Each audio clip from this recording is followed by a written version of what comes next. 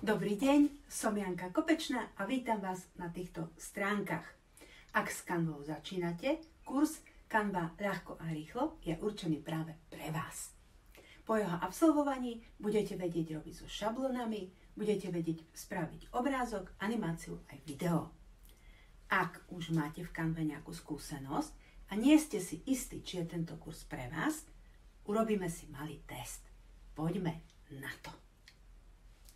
Viete, na čo slúži šablóna? Ako animovať text alebo obrázok? A vedeli by ste orezať fotografiu?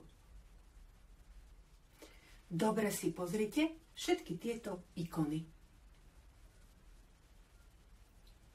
Viete, na čo slúžia? K čomu sú určené?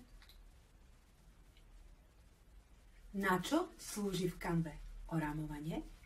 A kde ho nájdete?